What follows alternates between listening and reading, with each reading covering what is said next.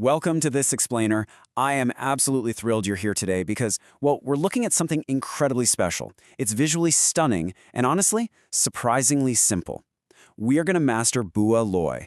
Now, if you aren't familiar with it, Bua Loy is this beautifully sweet, classic Thai dessert. It's characterized by these brightly colored, delightfully chewy dough balls swimming in a warm, rich, and just deeply comforting coconut broth. It's the kind of warm, satisfying bowl that instantly wraps you in comfort on a rainy afternoon, or, serves as the perfect sweet finish to a dinner with friends. It completely looks like something you'd only get at a fancy specialty restaurant. But the truth? Absolutely anyone can make it right in their own kitchen. Right, so if you've ever felt even a little bit intimidated by the idea of making traditional Asian desserts from scratch, please, just take a deep breath. You are exactly where you need to be. Today, we're breaking down the source material to give you a straightforward, totally stress-free guide. We are keeping things super easy to understand, especially for beginners. So whether you're an absolute novice who has literally never touched a bag of rice flour in your life, or you're just looking for a fun, relaxed weekend culinary project, I promise you by the end of this explainer, you're going to have all the confidence and know-how you need to whip this up at home, easily and joyfully. Okay, let's jump right in. Section 1. Essential Bua Loy ingredients. Simple items for a delicious dessert. So what's truly interesting here is just how accessible this recipe actually is. You do not need a pantry full of rare, hard-to-find items or crazy culinary equipment. We literally just need 5 essential ingredients. We start with glutinous rice flour, which, by the way, is the absolute key for achieving that signature, satisfyingly chewy texture.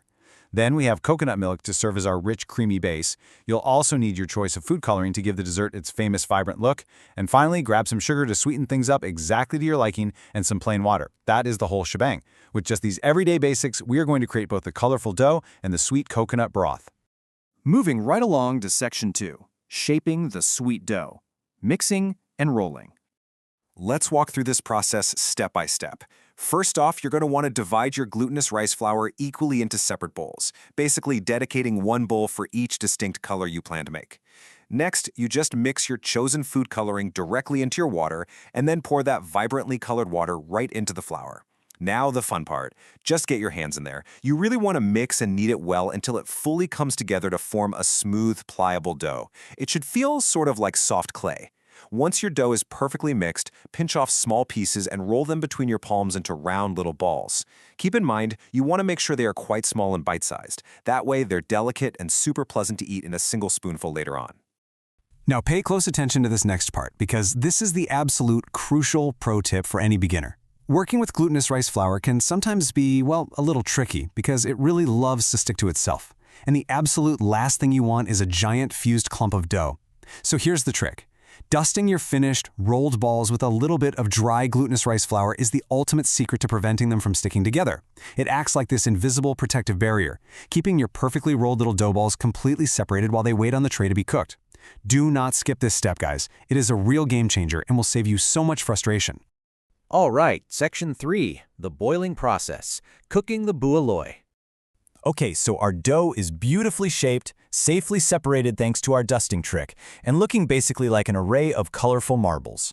Now you're going to get a pot of water up to a vigorous, rolling boil and gently drop the dough balls in. Do this little by little so the water temperature doesn't drop too fast. But, dropping raw dough into boiling water always brings up the biggest question for any culinary beginner. How do you actually observe them to know exactly when they're done? You certainly don't want a dessert with a raw, powdery center, but you also definitely don't want to boil them until they turn to mush, right? We need a reliable indicator. And this brilliantly illustrates the pure magic of this recipe. You do not need a kitchen timer, and you certainly don't need a thermometer. The very moment the dough balls are fully cooked all the way to the center, their density changes and they will automatically float right to the surface of the boiling water. It is this foolproof, built-in visual cue that never lies. When you look into your pot and see all those bright, beautiful colors joyfully bobbing at the top of the water, boom, you know you have perfectly cooked Bua Loy. Honestly, it is incredibly satisfying to watch. But wait, once they float, you need to act quickly. Scoop those floating dough balls out immediately using a slotted spoon and transfer them directly into a waiting bowl of cold water. Letting them rest in this cold water bath immediately stops that residual cooking process dead in its tracks. This rapid cooling step is the vital secret to locking in and preserving that perfect, satisfyingly chewy texture that makes Bua Loy so famous. Almost there. Section 4, sweet coconut milk broth, bringing it all together. This comforting broth is incredibly straightforward to put together. First up, you'll put some water in a pan and dissolve your sugar over the heat.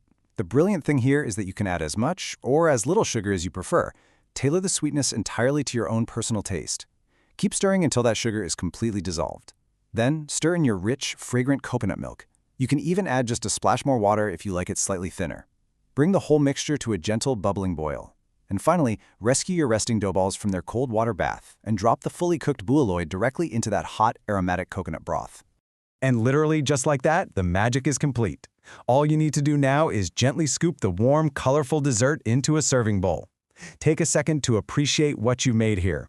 The contrast of the brightly colored, chewy dough pieces sitting warmly against the creamy white, fragrant coconut broth, it's just visually spectacular. It's a total feast for the eyes before you even take a bite. You have successfully crafted a traditional, deeply comforting Thai treat entirely from scratch, using nothing but simple ingredients and very straightforward techniques. So what is your next move? Now that you see how highly accessible and fun this is, the culinary possibilities really open up. You've got all the foundational techniques down pat. You know exactly how to mix the dough, you know the essential trick to keep it from sticking, you've got the foolproof visual secret to knowing when it's perfectly cooked, and you know how to whip up the sweet, creamy broth. I challenge you to take these newly learned techniques into your own kitchen and get completely creative. What new colors or distinct flavors are you going to try next? The canvas is yours. Thank you so much for joining me for this explainer, and happy cooking.